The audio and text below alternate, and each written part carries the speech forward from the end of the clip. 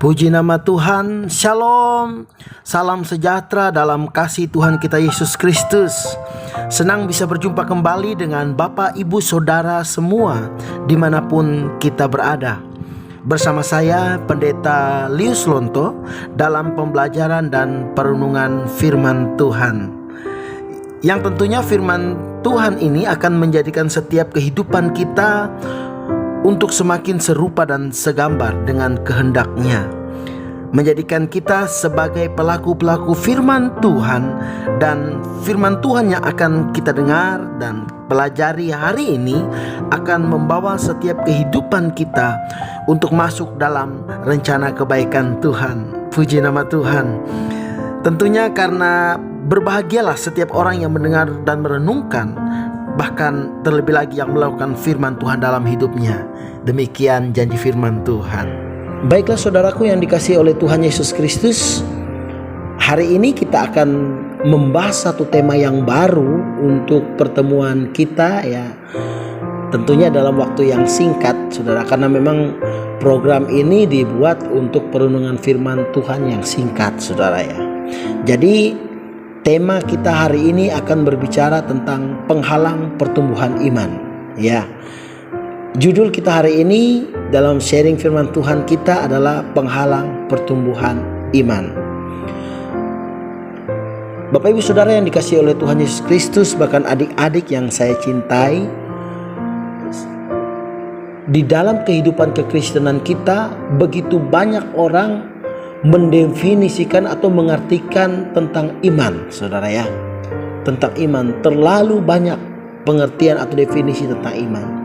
Tetapi hari ini saya akan mendefinisikan iman adalah sesuatu yang sederhana, yaitu definisi iman yang saya akan bagikan hari ini adalah tentang kepercayaan kita kepada Tuhan Yesus Kristus dan pembuktian hidup kita kepada Tuhan Yesus Kristus. Nah, jadi definisi iman kita yang akan kita pelajari malam hari ini adalah kepercayaan dan pembuktian iman kita sebagai orang Kristen kepada Yesus Kristus Tuhan.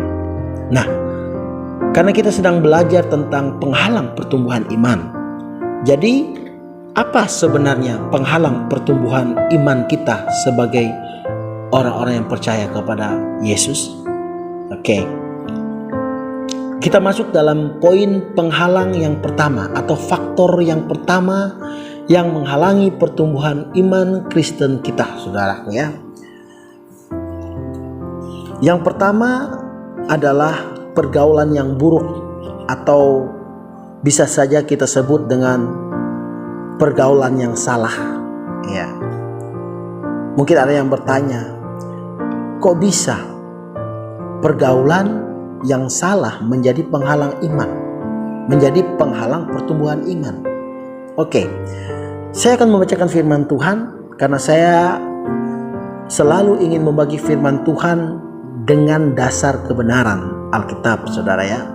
Di dalam 1 Korintus pasal 15 ayat yang ke-33, firman Tuhan berkata di dalam 1 Korintus pasal 15 ayat 33, janganlah kamu sesat, pergaulan yang buruk merusak kebiasaan yang baik.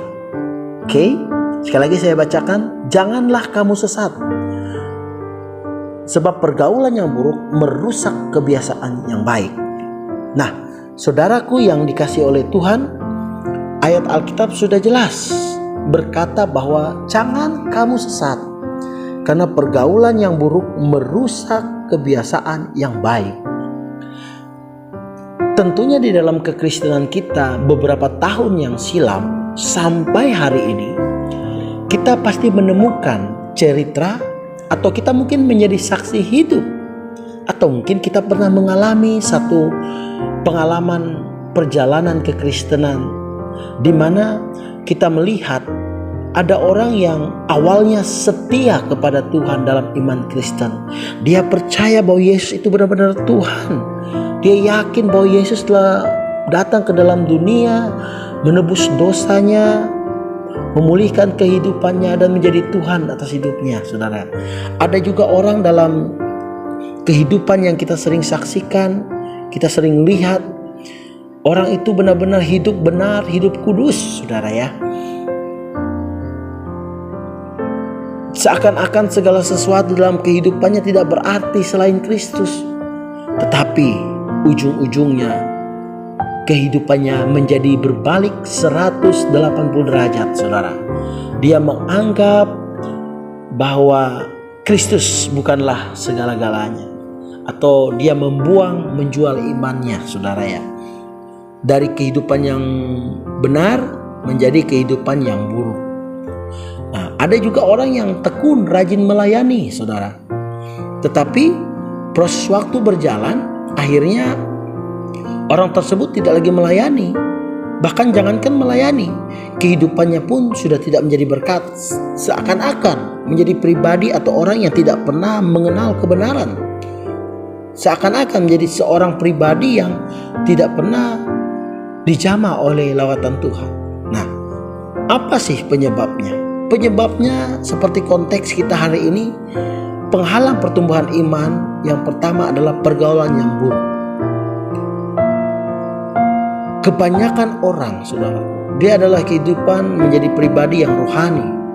Tetapi di saat dia masuk dalam satu kehidupan, satu komunitas yang salah, baik itu di dalam sekolah, di dalam dunia perkuliahan, dunia pekerjaan, bahkan kehidupan bersosial masyarakat, karena bergaul membawa hidupnya lebih lama, ya, cepat atau lambat akhirnya kehidupannya berubah dari berkata sopan menjadi berkata-kata yang tidak sopan, ya.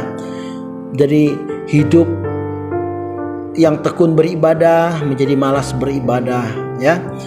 Makanya ada orang yang terlalu sombong rohani, dia berkata, saya akan menginjili mereka, saya akan memenangkan mereka bagi Kristus, saya akan membawa mereka ke gereja, saudaraku.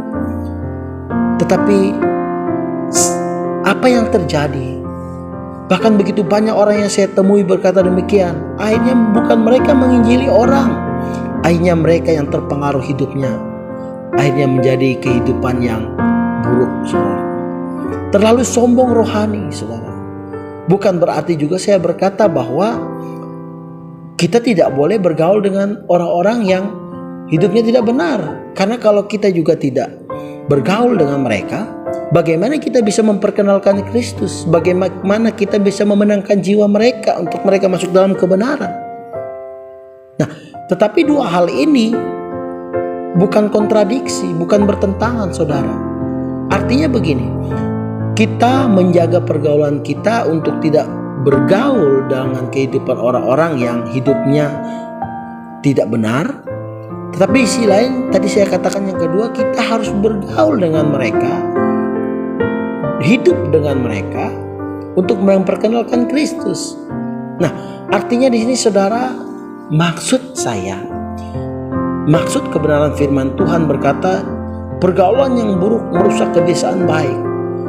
Ya, dalam 1 Korintus 15 ayat 33 tadi berkata, bukan berarti, saudara, kita itu menjadi orang yang eksklusif, menjadi anak Tuhan yang eksklusif, orang Kristen yang eksklusif, gereja yang eksklusif, tidak mau bergaul, saudara. Bukan.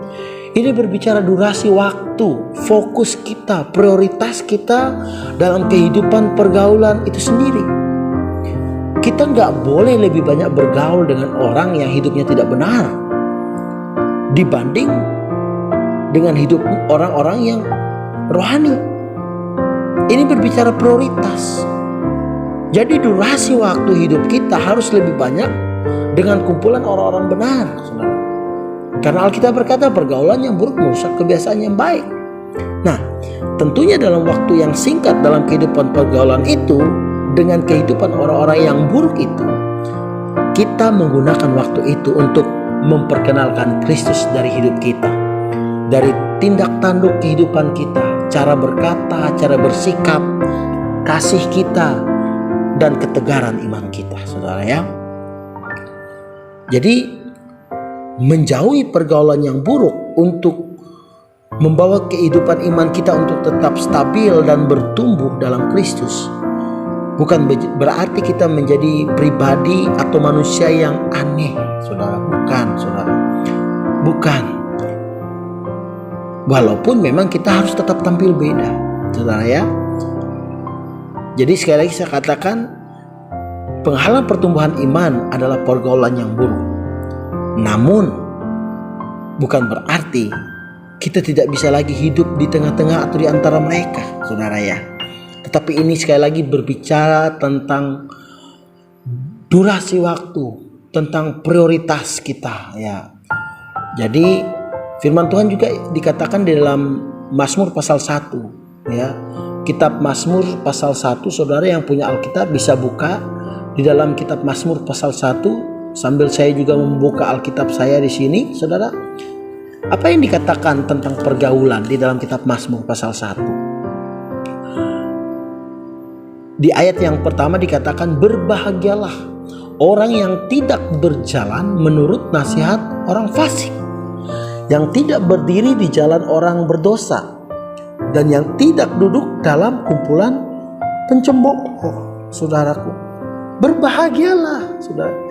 Untuk tidak berdiri di jalan orang berdosa saja kita sudah disebut berbahagia, kata firman Tuhan lewat pemazmur. Bahkan dikatakan kita adalah apa, saudaraku? Dikatakan kita tidak duduk dalam kumpulan pencemooh. Ini kan menggambarkan satu kehidupan yang salah, saudara. Cara hidup yang salah yang dikategorikan sebagai penghalang pertumbuhan iman yang pertama ini, yaitu cara hidup atau pergaulan yang buruk. Ya, saya berdoa kita dapat memahami apa yang saya maksudkan, saudara ya. Sehingga dalam kehidupan kita di dalam hari-hari ke depan ini, kita tahu mana prioritas untuk kehidupan kita, di mana lebih banyak waktu kita luangkan, saudara ya. Kita bisa bekerja, kita tetap bisa beraktivitas, menjalankan hobi. Tetapi ingat, tidak ada manusia yang kebal dengan kehidupan dosa, saudara. Lebih baik kita lebih sering mendekatkan hidup kita kepada Tuhan dengan komunitas-komunitas yang rohani, daripada kita lebih sering membawa dan hidup dalam komunitas yang buruk, saudara. Saya punya kesaksian dalam konteks pergaulan yang buruk ini. Saya pernah bahkan sering melayani dan menemukan kehidupan anak-anak muda. Awalnya mereka hidupnya baik. Contohnya, mungkin contoh yang sederhana ya, tidak merokok, saudaraku. Tapi lama-kelamaan tiba-tiba ngerokok, saudara. Awal berkumpul, ditawarkan, ditolak. Ditawarkan, ditolak. Diejek masih kuat. Diejek lagi, banci kamu tidak ngerokok, gitu ya, saudara. Akhirnya masih bisa kuat, saudara, masih bisa menolak. Tapi lama-lama kelamaan akhirnya coba aja sedikit untuk menghargai teman, untuk menghargai komunitas. Saudara, akhirnya ada praktek kehidupan kompromi akan pergaulan yang buruk itu, saudara. Kebiasaan yang buruk itu. Akhirnya gara-gara atau hanya karena menghargai, akhirnya saudara, apa yang terjadi? Menjadi perokok sungguhan sekarang. Saudara, ini kan satu contoh yang sederhana, tapi ini menggambarkan, mewakilkan kehidupan, kebiasaan-kebiasaan yang lainnya. Jikalau kita tidak bijaksana membawa kehidupan kita hari-hari ini untuk menjaga iman kita, untuk menjaga pertumbuhan iman kita, saya yakin, saudara, cepat atau lambat, seperti yang saya katakan tadi, tidak ada manusia yang kebal dengan dosa, saudara.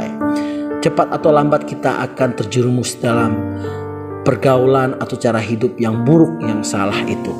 Karena Alkitab tidak pernah salah berkata-kata, karena Alkitab adalah ilham Allah sendiri melalui hamba-hamba yang diurapinya. 1 Korintus 15 ayat 33 jelas berkata, jangan kamu sesat karena pergaulan yang buruk merusak kebiasaan yang baik. Haleluya. Tapi dalam konteks lain mungkin ada yang bertanya, tapi saya Pak Pendeta, saya ini orang yang buruk, hidup saya jelek, saya tidak pernah menerima sesuatu yang positif dalam hidup saya, dalam keluarga, dalam masa pertumbuhan saya waktu kecil. Sampai hari ini saya orang yang nakal, kehidupan saya jauh dari hal-hal yang rohani. Saya pun berkata hari ini 1 Korintus 15 ayat 33 yang berkata pergaulan yang buruk merusak kebiasaan baik, itu pun memiliki dampak yang positif untuk kehidupan kita. Kenapa saudaraku? Karena jikalau pergaulan yang buruk dapat merusak kebiasaan yang baik, hari ini pun saya akan tegaskan, saya akan sampaikan kepada saudara, bergaulah dengan orang-orang yang baik. Masuklah dalam komunitas-komunitas yang positif. Masuklah kepada komunitas-komunitas yang rohani, yang takut akan Tuhan. Maka kamu pun dari yang buruk, dari kebiasaan yang buruk, akan dipengaruhi oleh kebiasaan yang baik. Pergaulan yang buruk dapat merusak kebiasaan yang baik. Demikian pula sebaliknya, pergaulan yang baik akan merubah kebiasaan yang buruk itu menjadi kebiasaan yang baik. Oh haleluya.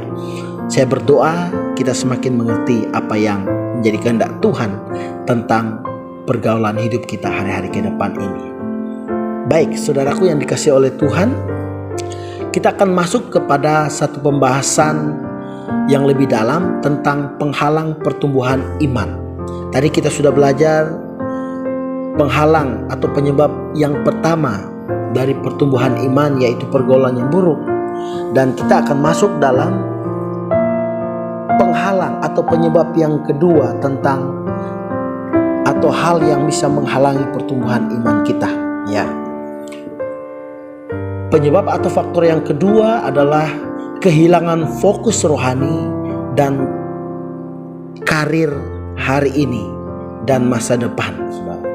Ya, jadi kehilangan fokus rohani dan karir hari ini dan masa depan tentang hal-hal yang rohani. Ya, jadi lebih simpelnya kita akan katakan penghalang atau penyebab pertumbuhan rohani yang kedua adalah kehilangan fokus, saudara. Kehilangan fokus kehidupan rohani, saudara. Kita harus mengingat, saudaraku, bahwa hidup manusia diciptakan adalah untuk tujuan Tuhan. Ini yang harus kita ketahui. Karena kita di dalam kehidupan ini, ada dalam dunia ini bukan satu kebetulan, saudara. Kita sudah dirancang, didesain Tuhan untuk menghidupi apa yang menjadi kehendaknya dalam dunia ini lewat setiap kehidupan kita. Nah, dikatakan bahwa kehilangan fokus rohani bisa menyebabkan pengkerdilan atau penghalang pertumbuhan iman kita. Ya.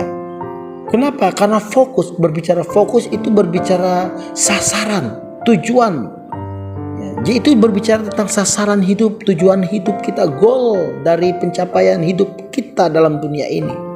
Karena kita tahu kehidupan kita dalam dunia ini bukan hanya mengejar hal-hal yang sementara, hal-hal yang duniawi, hal-hal yang dapat binasa. Walaupun saya katakan itu memang kita perlukan di saat kita ada dalam dunia ini. Tetapi karir rohani, fokus karir secara sekuler, pencapaian-pencapaian sekuler dalam dunia ini, saudaraku, bahkan cara-cara hidup yang sekuler dalam kehidupan ini, itu bukan tujuan hidup yang sesungguhnya dalam kehidupan kita. Bukan fokus kehidupan manusia Kristus yang sesungguhnya. Karena kita ada ciptaan yang baru, saudara. Firman Tuhan katakan, karena kita ini firman Tuhan berkata bahwa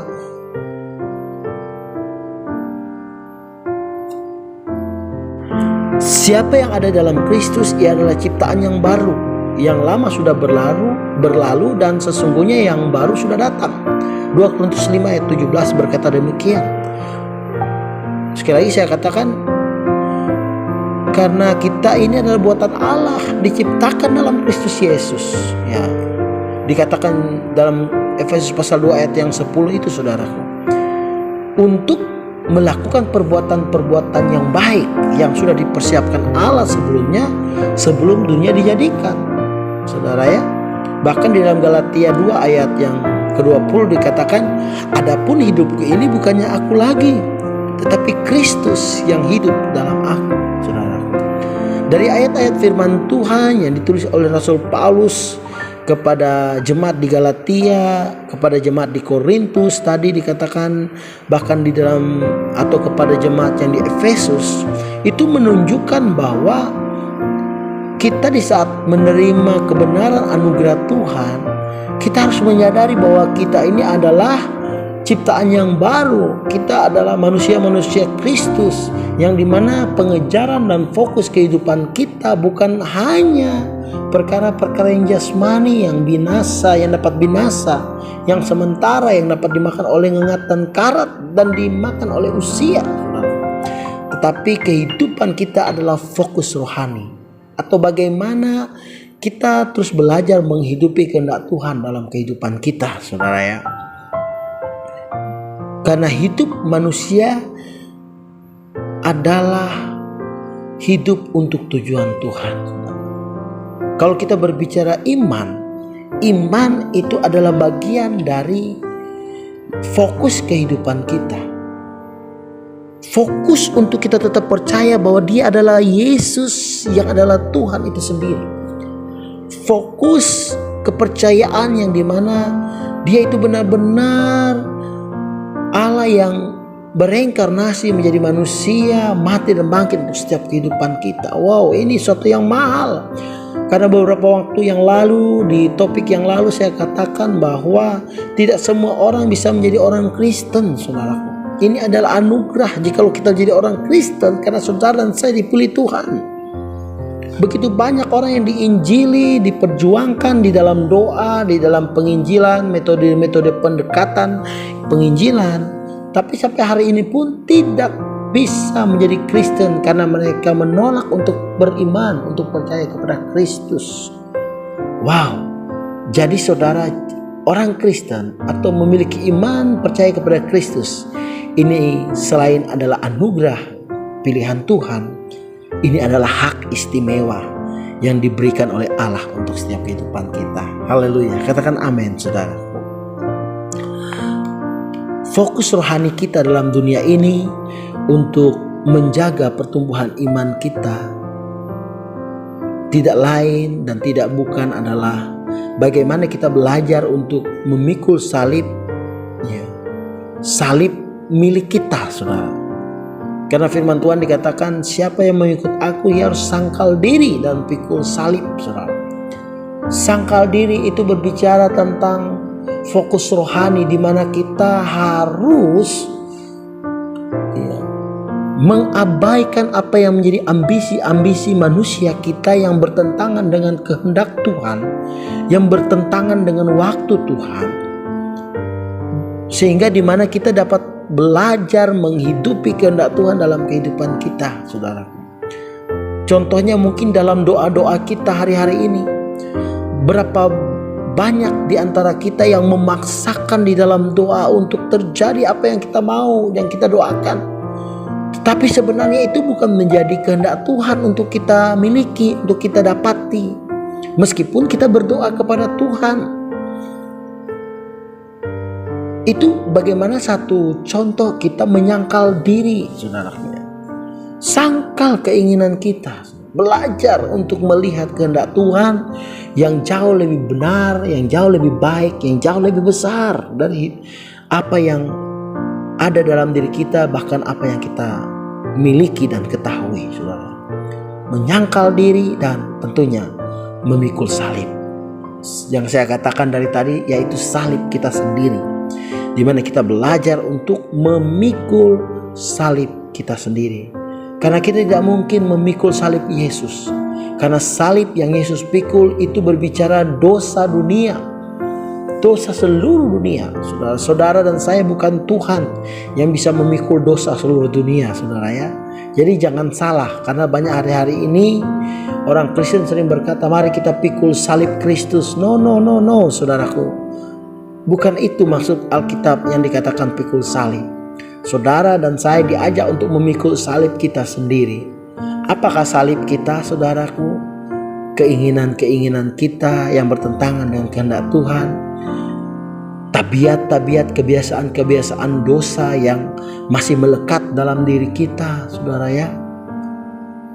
Bahkan banyak hal-hal yang lain yang saya yakin saudara mengerti apa yang menjadi kehidupan yang tidak seharusnya ada dalam kehidupan kita di saat kita berjalan di atas jalan-jalan Tuhan. Baiklah Bapak Ibu Saudara yang dikasihi Tuhan yang berbahagia, masih tetap bersama saya Pendeta Lius Lonto. Kita akan masuk lebih dalam lagi dalam pembahasan tema kita yang berjudul penghalang pertumbuhan iman, dan kita akan masuk kepada faktor yang terakhir yang menjadi penghalang pertumbuhan iman kita, yaitu poin yang ketiga ini. Yang menjadi faktornya adalah malas menyelidiki dan menolak firman Tuhan. Wow, haleluya. Ini sesuatu yang luar biasa akan menegur setiap kehidupan kita, siapapun kita. Karena berbicara tentang perjalanan iman yang awal saya katakan dalam pembahasan ini, iman adalah suatu perjalanan kehidupan. Jadi kalau kita berbicara perjalanan kehidupan, tidak peduli siapapun kita, apa status kita. Mungkin kita seorang majelis jemaat, mungkin kita seorang hamba Tuhan, seorang pengkhotbah, penginjil, atau saya hanya sebagai seorang anak muda. Mungkin ada juga yang berkata, saya hanya jemaat biasa. No, karena di dalam perjalanan iman setiap kita, setiap waktu harus mengevaluasi diri kita, saudara ya. Mengapa faktor yang terakhir yang menjadi penghalang pertumbuhan iman, yaitu malas menyelidiki dan menolak firman Tuhan, adalah faktor yang penting untuk kita pahami. Kita tahu bahwa firman Tuhan adalah kehendak Tuhan. Kita tahu firman Tuhan adalah kehendak Allah yang disampaikan melalui hamba-hambanya, bahkan rasul-rasul dalam perjanjian baru, tentunya dalam pengurapan dan pengilhaman Roh Kudus, untuk disampaikan kepada orang-orang yang percaya kepada Yesus. Tetapi berjalan waktu dari zaman rasul-rasul sampai kita saat ini di akhir zaman ini, saudara, kita harus mengakui begitu banyak di dalam kekristenan orang-orang yang malas menyelidiki firman Tuhan, bahkan menolak firman Tuhan ya. Bukan hanya jemaat, terkadang kaum rohaniawan, pemimpin-pemimpin gereja, sepertinya kalau mendengar firman Tuhan, sepertinya kalau ada saudara-saudara kita yang mau sharing firman Tuhan, kita merasa sesuatu yang berlebihan karena menganggap seperti rohani terus ya. Tetapi sebenarnya apa yang Alkitab katakan tentang firman Tuhan itu sangat penting untuk kita renungkan dan kita bahas. Di dalam kitab Yosua berkata, perkatakanlah firman Tuhan ya, Taurat-Taurat itu, baik engkau duduk di meja makan, di tempat tidur, dalam perjalanan, dimanapun berada, firman Tuhan itu dikatakan. Karena itu saya begitu heran jikalau bertemu dengan orang-orang yang katanya Kristen, yang katanya cinta Tuhan, yang katanya suka melayani, tetapi tidak suka mendengar dan membicarakan kebenaran firman Tuhan. Lebih suka berbicara kekurangan orang lain, menggosip, ya, membahas hal-hal yang sebenarnya bukan mencerminkan kehidupan anak Tuhan. Nah, tentunya apa yang disampaikan sebagai pendahuluan dalam faktor ketiga sebagai penghalang pertumbuhan iman ini bukan suatu penghakiman, saudaraku, tetapi ini lebih kepada firman Tuhan yang mengingatkan kita semua dan untuk mengevaluasi setiap kita. Tidak peduli, saudaraku, siapapun kita, berapa usia kita, apa status kita, dan apapun keadaan kita, saudara. Tuhan Yesus mengasihi kita semua ya. Jadi faktor yang ketiga sebagai penghalang pertumbuhan iman, yaitu malas menyelidiki dan menolak firman Tuhan. Ini seperti yang dikatakan tadi, sering kita temui dalam kehidupan orang-orang Kristen di sekitar kita. Bahkan kalau kita mau jujur mengevaluasi dan merenungkan kehidupan kita, kita pun ada dalam kondisi ini terkadang, saudara. Terkadang kita menjadi pribadi-pribadi yang malas untuk menyelidiki firman Tuhan dan menolak firman Tuhan di saat kita membaca kebenaran itu dan di saat mungkin orang lain menyampaikan. Kita malas menyelidiki firman Tuhan, membaca Alkitab kita malas. Kita lebih senang untuk bersosial media berjam-jam tanpa putusnya. Kita lebih senang melihat YouTube berjam-jam tanpa merasa bosan. Sedangkan kalau kita mendengar mau menyelidiki firman Tuhan, sepertinya 30 menit itu suatu waktu yang sangat panjang dan membosankan, saudara. Nah, namun ini adalah evaluasi dalam kehidupan kita. Jikalau kita mau bertumbuh dalam iman tanpa ada penghalang, maka kita harus jangan malas menyelidiki dan jangan pernah menolak firman Tuhan, saudara. Karena firman Tuhan dikatakan adalah cermin dalam kehidupan kita, ya, yang mengingatkan setiap kita tentang hidup kita, tentang keadaan kita, tentang kondisi kita, saudara ya. Seperti dalam kitab Yakobus pasal 1 ayat yang ke-23 sampai 25 berkata bahwa sebab jika seorang hanya mendengar firman dan tidak melakukannya, ia seumpama orang yang sedang mengamati mukanya yang sebenarnya ada di depan cermin. Baru saja ia memandang dirinya, ia sudah pergi atau ia segera lupa bagaimana rupanya. Ayat 25 berkata, tetapi barang siapa meneliti hukum yang sempurna, yaitu hukum yang memerdekakan orang, dan ia bertekun di dalamnya. Jadi bukan hanya mendengar untuk melupakannya, tetapi sungguh-sungguh melakukannya, ia akan berbahagia oleh perbuatannya. Nah, dikatakan ada tipe orang yang suka mendengar firman Tuhan tetapi hanya sambil lalu, saudara. Seakan-akan firman Tuhan itu bukan sesuatu yang penting. Sambil lalu, saudara. Ya, karena ada faktor kemalasan, masa bodoh, acuh tak acuh, cuek terhadap kebenaran. Menganggap sesuatu yang rohani yang adalah firman Tuhan dalam hal ini bukanlah hal yang penting. Karena begitu banyak permasalahan kehidupan, mumet dengan persoalan, pergumulan. Jadi menganggap sesuatu yang rohani, yang lahir dari hati Tuhan, yaitu firman Tuhan, bukan sesuatu yang prioritas dalam kehidupannya. Tanpa menyadari bahwa jikalau kita menyenangkan hati Tuhan lewat kehidupan kita yang taat kepada firman Tuhan, bukan hanya menjadi pendengar, kata kitab Yakobus, tetapi menjadi pelaku, kita akan menerima upahnya di dalam ayat 25 tadi. Kita akan berbahagia dengan apa yang kita sudah hidupi, yang dari hadirat Tuhan, yaitu firman Tuhan sendiri, saudara. Karena firman Tuhan ini selain cermin yang mengingatkan, yang memperlihatkan kepada kita kekurangan, kelemahan kita, keadaan kita, situasi dan kondisi kita, firman Tuhan ini menjadi terang, saudara, untuk hidup kita. Karena terkadang kita merasa benar dengan apa yang kita pikirkan, kita merasa benar dengan apa yang kita lakukan, kita merasa benar dengan apa yang kita rancangkan dalam hidup ini. Tetapi sesungguhnya itu bukan menjadi kehendak Tuhan untuk kita hidupi, saudara ya. Kita sedang membangun keinginan-keinginan diri, ya. Karena kita harus menyadari bahwa tidak semua keinginan-keinginan diri kita atau keinginan-keinginan yang lahir dari pikiran kita itu menyenangkan Tuhan, saudara. Jadi kita anak Tuhan harus hidup menyenangkan Tuhan. Betapa pentingnya untuk kita menjadi rajin, menjadi penyelidik firman Tuhan yang masuk dalam kehidupan yang melakukan firman Tuhan itu dalam hidup kita. Karena demikian, apa yang Tuhan mau, saudaraku, Jikalau kita mengabaikan firman Tuhan, otomatis yang menjadi kehendak Tuhan akan terabaikan dalam kehidupan kita.